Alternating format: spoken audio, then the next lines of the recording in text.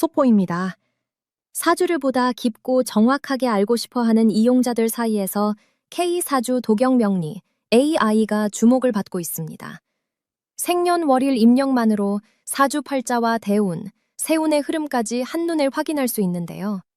신살에 기대지 않고 정통 자평명리학의 원리에 따라 분석해준다는 점에서 관심이 커지고 있습니다. 안녕하세요, 여러분. 도경명리학당의 김문식입니다. 오늘 우리가 함께 풀어볼 이야기는 한 사람의 인생을 통틀어 가장 먼저 주어지는 선물에 관한 이야기입니다. 여러분, 아이가 태어날 때 어떤 선물을 주고 싶으신가요? 황금 수저, 예쁜 이름 석자, 좋은 태명, 모두 소중하지요. 그런데 이 모든 것보다 앞서는 더 근원적인 선물이 있습니다. 바로 때입니다. 아이가 이 세상에 처음 숨을 내쉬는 그 순간, 바로 그 시간 말입니다. 첫 번째 이야기, 상담실에서 만난 부부. 지난달이었습니다. 서울에서 차로 두어 시간을 달려 제 상담실을 찾아오신 부부가 있었습니다. 마흔을 바라보는 나이에 10번이 넘는 시험관 시술 끝에 어렵게 아이를 얻으셨다고 하시더군요. 이미 제왕절개 날짜는 병원에서 잡아준 상태였어요. 그런데 아내분이 조심스럽게 입을 여셨습니다. 선생님, 저희가 정말 어렵게 얻은 아이입니다. 이 아이에게 부모로서 해줄 수 있는 가장 좋은 첫 선물을 주고 싶어요. 태기를 꼭 좀 부탁드립니다. 그 말씀을 듣는 순간 저는 이분들이 참 지혜로우시다는 생각을 했습니다. 왜 그런 생각이 들었을까요? 왜 언제 태어나느냐가 부모의 첫 번째 선물이 될 수 있을까요? 오늘은 그 이야기를 하나하나 풀어보려고 합니다. 두 번째 이야기, 명리학이 바라보는 시간의 의미. 먼저 분명히 해둘 것이 있습니다. 우리가 이야기하는 출산 태길은 결코 미신이 아닙니다. 신비주의도 아니에요. 명리학에서는 사람이 태어나는 그 순간, 그 사람이 앞으로 쓰고 살아갈 기운의 설계도가 완성된다고 봅니다. 이 설계도를 우리는 사주라고 부르지요. 면, 월, 일, 시, 네 개의 기둥에 각각 두 글자씩 합쳐서 8글자. 이 8글자 속에 한 사람이 평생 쓰고 살아갈 기운의 배합이 들어 있습니다. 비유해서 말씀드려 볼까요? 여러분이 큰 건물을 짓는다고 상상해 보세요. 어떤 땅에, 어떤 방향으로, 어떤 재료를 써서 짓느냐에 따라 그 건물의 수명, 거주의 편안함, 쓰임새가 완전히 달라집니다. 사람의 사주도 마찬가지입니다. 태어나는 시점의 하늘 기운과 땅 기운이 어떻게 배합되느냐에 따라 그 사람이 평생 쓰고 살아갈 내면의 구조가 결정됩니다. 여기서 중요한 건 이것이 숙명론이 아니라 설계도라는 점입니다. 설계가 좋으면 그 위에 인생이라는 집을 짓기가 수월하고, 설계에 흠이 많으면 살아가는 내내 이런저런 보수공사를 해야 합니다.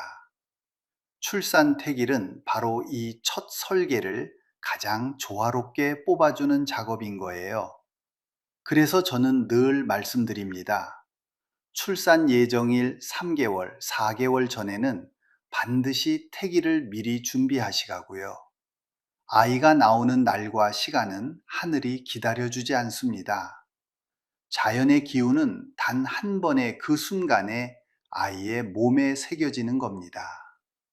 세 번째 이야기, 한난 조습 네 가지 계절의 기운. 자, 그럼 본격적으로 들어가 볼까요? 출산 태길로 조정할 수 있는 첫 번째 영역은 바로 한난 조습입니다. 차갑고 따뜻하고 건조하고 축축한 네 가지 기운. 사람의 심리와 행동 방식은 이 네 기운의 균형에 깊이 영향을 받습니다. 제가 오래전에 상담했던 40대 중반 여성분 이야기를 해드릴게요. 전문직에 능력도 출중하시고 외모도 준수하신 분이었습니다. 그런데 첫 말씀이 이랬어요. 선생님, 저는 혼자 있으면 너무 쓸쓸합니다. 사람들 속에 있어도 소외감을 느껴요. 왜 이렇게 외로운지 모르겠어요. 사주를 펼쳐보니 한 기운이 과도하게 몰려 있었습니다. 겨울 기운이 너무 강해서 마음속에 따뜻한 햇볕이 들어갈 자리가 없는 구조였죠. 이런 분들은 소극적이고 내향적인 성향이 강하고 심해지면 만성 우울로 이어집니다. 가난의 기운, 외로움의 기운이 몸과 마음에 들러붙는 거예요. 반대로 난 기운이 과한 분들을 보면요, 열정이 넘치가 못해 폭주합니다. 주체할 수 없는 경쟁의식, 무모한 자신감, 어떻게든 되겠지 하는 성급한 결정들, 사업에 뛰어들어 크게 성공했다가 또 크게 망하고 다시 도전했다가 또 무너지는 분들 중에 이런 기운이 퇴과한 경우가 참 많습니다. 조한 기운이 지나치게 강한 사람은 어떨까요? 뼛속까지 독립적입니다. 남의 도움을 못 받아요. 그리고 계산적입니다. 손해보지 않으려고 하다가 오히려 따뜻한 정을 잃고 맙니다. 주변에 사람이 나만하질 않지요. 습이 과한 분들은 또 다른 문제가 생깁니다. 집착이 강해지고 대인관계가 질척거리며 심하면 스토커 같은 기질이 나타나기도 합니다. 늘 축축한 기운이 마음에 고여 있으니 우울감도 함께 찾아옵니다. 출산 택일은 바로 이 네 기운의 균형을 잡아주는 작업입니다. 한겨울에 태어나는 아기라면 적절한 씨를 골라 따뜻한 기운을 더해줄 수 있습니다. 한여름 아이라면 서늘한 기운의 씨를 선택할 수 있지요. 이 작은 조정 하나로 아이 평생의 정서적 안정감이 달라집니다. 네 번째 이야기, 오행의 조화와 재능의 설계. 다음은 오행입니다. 목화, 토, 금수. 이 다섯 기운의 배합이 한 사람의 재능, 체력, 심지어 수명과도 깊이 연결됩니다. 제가 본 아이 중에 참 안타까웠던 사례가 있습니다. 부모님이 교육에 열성적이셔서 강남 최고의 학원, 최고의 과외 선생님을 다 붙이셨어요. 그런데 성적이 따라주지 않는 거예요. 부모님이 제게 물으시더군요. 선생님, 우리 아이가 머리가 나쁜 걸까요? 사주를 보니 그 아이는 목과 화가 강한 반면 토와 금이 거의 없었습니다. 무슨 뜻이냐면 아이디어는 반짝반짝 빛나는데 그것을 차분히 정리하고 체계화해서 결실로 맺는 기운이 부족한 거예요. 책상에 엉덩이 붙이고 진득하게 공부하는 것이 체질적으로 어려운 아이였습니다. 공부로 풀어가기에는 구조적 한계가 있는 셈이지요. 만약 이 아이가 출산 택일의 혜택을 받았다면 어땠을까요? 토나 금의 기운을 조금이라도 보완해 줄 수 있었다면 공부의 고통이 훨씬 덜했을 겁니다. 재능의 밑바탕이 달라지는 거지요. 저는 그 부모님께 이렇게 말씀드렸습니다. 아이를 공부로 몰아붙이지 마세요. 이 아이는 창의적인 일, 발상이 중요한 일에 뛰어날 겁니다.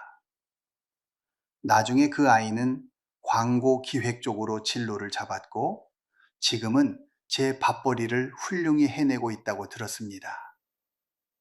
오행의 조화는 재능만의 문제가 아닙니다. 체력과 수명에도 직결됩니다. 상생이 부족한 사주는 비유하자면 충전 시스템이 허술한 휴대폰 같아요. 쓰면 금세 방전됩니다. 체력이 약하고 준비 능력이 떨어지고 심하면 수명 단축까지 올 수 있습니다. 반면 상생이 잘 흐르는 사주는 쓸수록 채워지는 구조입니다. 평생 쓰고도 남는 기운을 가지고 사는 거지요. 또 하나, 희귀신이라는 개념이 있습니다. 나에게 이로운 기운과 해로운 기운. 이 배치가 환경과 어긋나 있으면 머리로는 뭐가 맞는지 아는데 행동은 정반대로 가는 일이 반복됩니다. 알면서도 왜 그랬을까 하는 후회의 쳇바퀴 속에 빠지는 거예요. 출산택일은 이 희귀신의 조화까지 고려해서 아이의 삶의 방향과 내면의 나침반을 맞춰주는 작업입니다. 다섯 번째 이야기, 육신의 균형과 인간관계. 여러분, 부부가 하루가 멀다 하고 싸우는 집 주위에서 보셨지요? 형제 자매가 원수처럼 지내는 집안도 있고요. 같은 부모 밑에서 자랐는데 어떤 아이는 사회에서 두루 사랑받고 어떤 아이는 어딜 가도 외톨이인 경우가 있습니다. 명리학에서는 이런 인간관계의 부조화를 육신의 태과 불급으로 설명합니다. 육신이란 나를 중심으로 주변 관계를 나타내는 상징들입니다.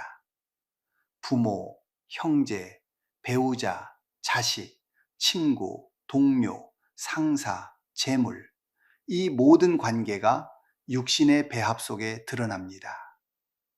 이 육신이 지나치게 많거나 지나치게 적으면 그 관계 자체가 왜곡됩니다. 예를 들어 볼까요? 관성이라는 육신이 있습니다. 이 관성은 여성분에게는 남편을 나타내기도 하고 남녀 공통으로 조직과 질서, 직업을 상징합니다. 그런데 이 관성이 태과하면 어떻게 될까요? 여성분의 경우 남편복이 오히려 나빠집니다. 관성이 너무 강하면 자기 몸을 다치게 하거든요. 몸이 약한 사주에 관성이 득실거리면 마치 맷돌 아래 깔린 콩처럼 으스러지는 겁니다. 반대로 관성이 전혀 없으면 어떨까요? 사회생활에서 규율을 못 지키고 자기 마음대로 하려는 성향이 나타납니다. 조직 생활이 어려운 겁니다. 재성도 그렇습니다. 재성이 너무 많으면 돈 욕심에 인간관계가 얽히고 설킵니다. 어릴 때부터 돈 문제로 형제간 다툼이 끊이지 않는 집안의 아이들 사주를 보면 재성의 배합이 엉망인 경우가 많아요. 반대로 재성이 너무 약하면 돈을 못 모으고 특히 남자분의 경우 결혼 생활이 불안정합니다.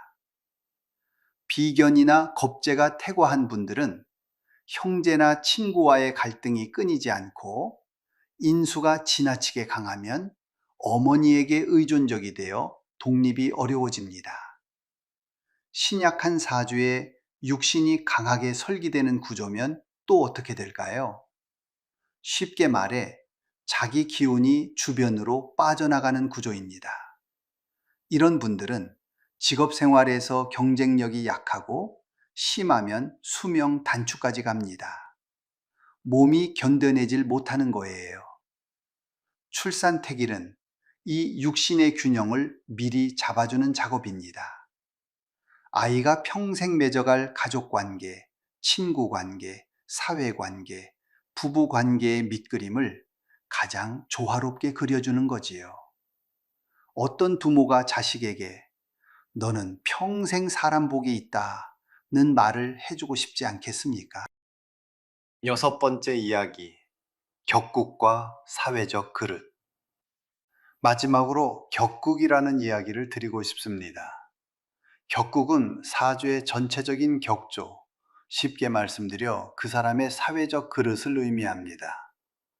그릇이 크면 큰 일을 담고 작으면 작은 일을 담습니다. 그릇이 깨져 있으면 아무리 좋은 내용물이 있어도 담기지 않아요. 격국이 조화롭게 잘 짜인 사주는 마치 잘 설계된 조직도와 같습니다. CEO가 있고, 참모가 있고, 실무자가 있고, 견제 기능까지 갖춘 완벽한 조직이지요. 반면 격이 흐트러진 사주는 간판만 번 듯한 빈 껍데기 같은 조직입니다. 상신이 있어야 일이 풀리고 후신이 있어야 위기를 넘기는데, 이들이 빠져 있으면 아무리 똑똑해도 결정적 순간에 주저앉고 맙니다. 사회적 지위, 재물, 명예, 책임감, 이 모든 것이 격국의 완성도와 직결됩니다. 요즘 사회적으로 문제가 되는 책임을 회피하는 리더, 가정을 내팽개치는 가장, 조직의 규율을 무시하는 사람들이 있지요.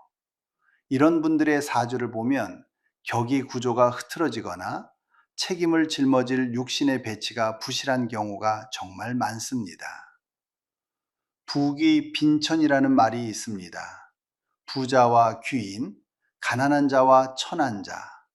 이것이 단순히 돈의 문제만은 아닙니다. 사회적 책임을 감당할 그릇의 문제이기도 해요.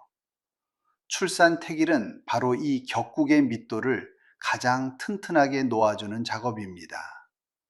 아이가 자라서 사회에서 어떤 자리를 차지하고 어떤 역할을 해낼 수 있을지, 그 근본 토대를 다지는 일이지요. 일곱 번째 이야기, 25년 후에 들려온 소식. 제가 상담실을 열고 얼마 안 된 시절에 한 젊은 부부에게 출산 태길을 해드린 적이 있습니다. 그때 그분들 사주와 아이의 태어날 기운을 모두 종합해서 정성껏 날과 시간을 잡아드렸지요. 세월이 흘러 그 아이가 올해로 25살이 넘었다고 하더군요. 작년 가을이었습니다. 그 어머니께서 다시 저를 찾아오셨습니다. 이번에는 손주 태기를 위해서가 아니었어요. 그저 감사 인사를 전하고 싶으셨답니다. 선생님, 그때 태길 받은 저희 아이가 올해 명문대를 수석으로 졸업하고 원하던 회사에 취업했습니다. 성격도 원만하고 친구도 많고 집에서는 부모한테 얼마나 다정한지 모릅니다. 주변 사람들이 다 그래요. 그 집 아이는 참 복이 많다고요. 선생님, 그때 출산 태기를 받기를 정말 잘했습니다. 그 이야기를 들으며 저는 가슴이 뭉클했습니다. 한 사람의 20년, 30년, 평생을 이렇게 따뜻하게 빚어낼 수 있다는 것. 이것이 명리학자의 책임이자 보람이라는 것을 다시 한번 깨달았지요. 이분이 자랑하신 아이의 사주를 저는 지금도 기억합니다. 한난 조습이 균형을 이루고 오행이 고르게 갖춰져 있으며 재성과 관성이 적절히 배합되고 격국이 단단하게 잡힌 사주였습니다. 삶을 감당할 수 있는 내면의 그릇이 처음부터 튼튼하게 빚어진 것이지요. 그 위에 부모님의 사랑과 교육이 더해졌으니 좋은 인생이 펼쳐지는 것은 당연한 결과입니다. 마무리. 부모의 지혜, 아이의 평생. 여러분, 지금까지 긴 시간 제 이야기를 들어주셨습니다. 정리하면 이렇습니다. 출산 태길은 신비한 주술이 아닙니다. 자연의 질서인 음양오행을 아기의 탄생 순간에 가장 조화롭게 맞춰주는 지극히 학문적이고 합리적인 작업입니다. 첫째, 한난 조습의 균형으로 아이의 정서와 심리의 안정을 도모합니다. 둘째, 오행의 조화로 아이의 재능과 체력, 수명의 기반을 마련합니다. 셋째, 육신의 균형으로 아이가 평생 맺어갈 인간관계의 밑그림을 그려줍니다. 넷째, 격국의 완성으로 아이가 살아갈 사회적 그릇을 빚어줍니다. 제가 30여 년간 3만 명이 넘는 분들을 상담하면서 확신하게 된 것이 하나 있습니다. 좋은 사주를 가지고 태어난 아이는 인생의 출발선이 다릅니다. 같은 노력을 해도 결과가 다르고 같은 위기를 만나도 돌파력이 다릅니다. 왜냐하면 타고난 기운의 설계 자체가 삶을 감당할 수 있는 구조이기 때문입니다. 선생님, 제 아이에게 황금 수저는 못 물려줘도 단단한 내면의 그릇은 물려주고 싶습니다. 제게 찾아오시는 부모님들이 공통적으로 하시는 말씀입니다. 출산 예정일 3개월, 4개월 전부터 미리 준비하십시오. 천지의 기운은 우리를 기다려주지 않습니다.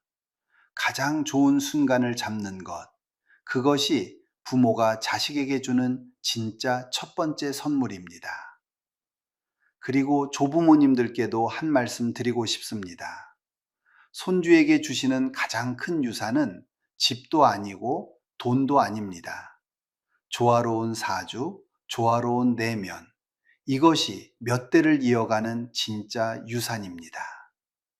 오늘 이야기가 여러분께 작은 깨달음이 되었길 바랍니다. 저는 도경명리학당 원장 도경 김문식이었습니다. 다음 시간에 또 뵙겠습니다. 속보입니다. 사주를 보다 깊고 정확하게 알고 싶어하는 이용자들 사이에서 K사주, 도경명리, AI가 주목을 받고 있습니다. 생년월일 입력만으로 사주팔자와 대운, 세운의 흐름까지 한눈에 확인할 수 있는데요. 신살에 기대지 않고 정통 자평 명리학의 원리에 따라 분석해준다는 점에서 관심이 커지고 있습니다.